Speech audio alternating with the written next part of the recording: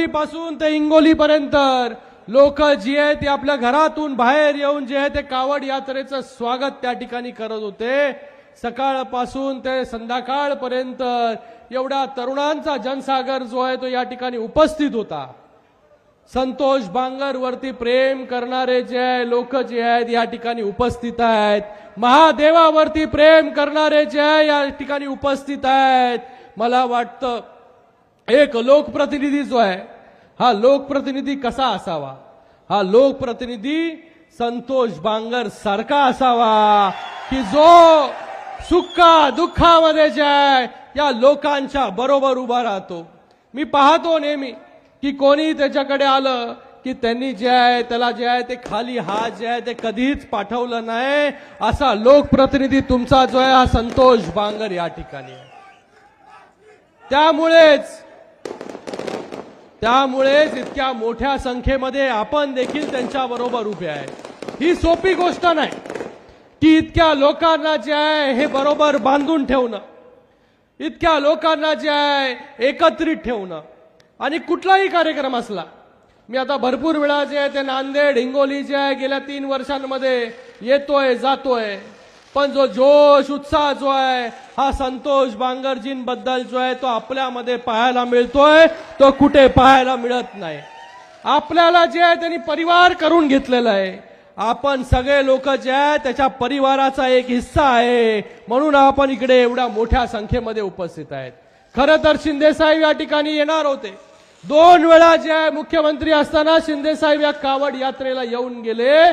त्यांनी मला आज सांगितलं की मला या कावड यात्रेला जाता येणार नाही, पण या कावड यात्रेला जे आहे तू जाऊन जे आहे माझा निरोप दे या सगळ्यांना जे आहे की मी जरी येऊ शकलो नाही पण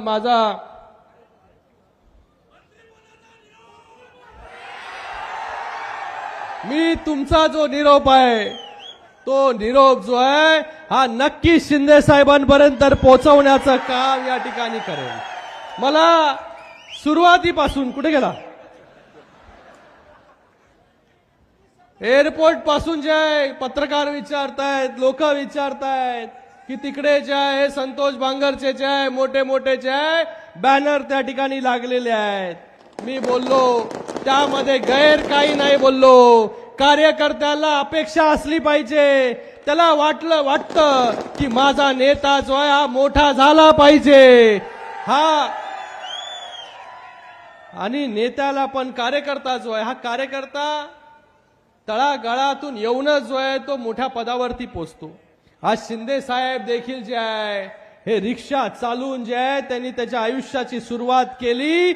महाराष्ट्र राज्याचे मुख्यमंत्री झाले आणि आता उपमुख्यमंत्री आहे। हे का झालं? कारण की आपल्यासारख्या तळागाळातील लोकांमध्ये ते राहिले, ते नगरसेवक झाले, सभागृह नेता झाले, आमदार झाले, मंत्री झाले, विरोधी पक्ष नेता झाले आणि मुख्यमंत्री देखील झाले। पण त्यांनी जे आहे हे तळागाळातील लोकांच्या बरोबरची नाळ जी आहे ती अबाधित ठेवली। मुख्यमंत्री असताना देखील आपल्या सगळ्यांमध्ये जे आहे हे वावरत राहिले। कुठलाही प्रोटोकॉलची पर्वा जी आहे शिंदे साहेबांनी केली नाही, म्हणून लोकांनी देखील त्यांना जे आहे डोक्यावरती उचलून जे आहे त्या ठिकाणी घेतलं। शिंदे साहेबांच्या नेतृत्वाखाली जे आहे 2.5 वर्षांमध्ये इतक्या योजना आल्या की एकही समाजातील घटक जो आहे हा बाकी शिल्लक राहिला नाही की ज्याच्यापर्यंत सरकारच्या योजना पोहोचल्या नाही। आज इकडे आबिटकर साहेब आहेत, मंत्री म्हणून जे आहे आरोग्याचं काम त्या ठिकाणी पाहताय। त्यांचा देखील संघर्ष जो आहे हा तळागाळातून आहे। आज इथे जिल्हा प्रमुखापासून जे आहे आज आमदार देखील या ठिकाणी बोंडेकर साहेब झाले। त्याचबरोबर आज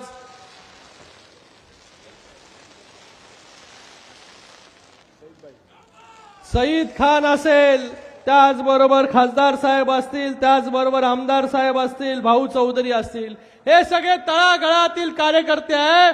आणि या तळागाळातील कार्यकर्त्यांना जो आहे हा न्याय देण्याचं काम जे आहे शिंदे साहेबांनी आजपर्यंत केलेलं आहे।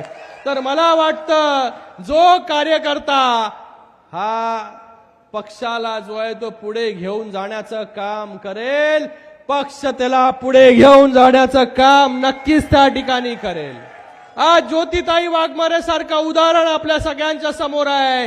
कोणी विचार केला होता की ज्योतिताई वाघमारे जे आहे देशाच्या सर्वोच्च सभागृहामध्ये जाऊन पोहोचेल, पण आज अशक्य ही शक्य करून दाखवण्याची हिंमत जी आहे ही शिवसेनेमध्ये आहे, शिंदे साहेबांमध्ये आहे. म्हणून मी आपल्या सगळ्यांना देखील सांगतो, आज बांगर साहेब तर या ठिकाणी अनेक वेळा आमदार झालेले आहेत. भविष्यामध्ये जे आहे जे काही त्यांचं होईल ते शिंदे साहेब नक्कीच त्या ठिकाणी ठरवतील. पण मी तुम्हाला इकडच्या प्रत्येक कार्यकर्त्यालाही मला सांगणं आहे की प्रत्येक कार्यकर्त्यांनी जे आहे पक्षासाठी जे आहे अहोरात्र मेहनत आपण करा. पक्षाचं लक्ष जे आहे ते आपल्यावरती आहे. अगोदर सारखं नाही की मुंबईमध्ये बसून जो आहे तो निर्णय होत होता.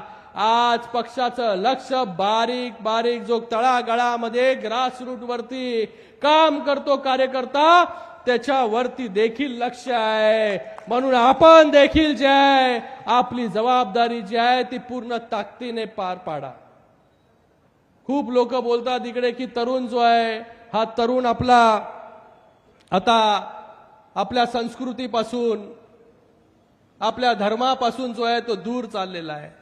पण आज इथे सगळे तरुणच आहेत. आज जे आपल्या धर्माला पुढे घेऊन जाण्याचं काम करतायत. आज कावड यात्रेच्या निमित्ताने पूर्ण देशामध्ये जी आहे ती कावड यात्रा सुरू आहे. पण आज या हिंगोलीमध्ये कळमनुरीमध्ये आल्यानंतर एक वेगळी कावड यात्रा या ठिकाणी बघायला मिळाली. तरुणांचा जल्लोष या ठिकाणी बघायला मिळाला. एक जनसागर इकडे बघायला मिळाला. मी आपल्या सगळ्यांना एवढीच विनंती करतो, कितीही आपण टेक्नॉलॉजी असेल कितीही पुढारलो तरी आपली संस्कृती टिकवण्याचं काम, धर्म टिकवण्याचं काम जे आहे ते आपल्या हातामध्ये आहे. या धर्माला पुढे घेऊन जाण्याचं काम आपल्यालाच या ठिकाणी करायचं आहे. तर मी आपल्याला पुन्हा एकदा खूप खूप धन्यवाद या ठिकाणी व्यक्त करतो. आणि आपण परत अरे तुम्हाला सांगितलं ना मी आत्ताच द्यायचे का? माझ्या हातात नाहीये. मला वाटतं आपल्या सगळ्यांच्या भावना ज्या आहेत त्या माझ्यापर्यंत पोहोचलेल्या आहेत, आबिटकरजींपर्यंत पोहोचलेल्या आहेत सगळ्यांपर्यंत. आणि एवढ्या जोर जोरात ओरडतायत मला वाटतं शिंदे साहेब पण लाईव्ह बघत असतील तिकडे.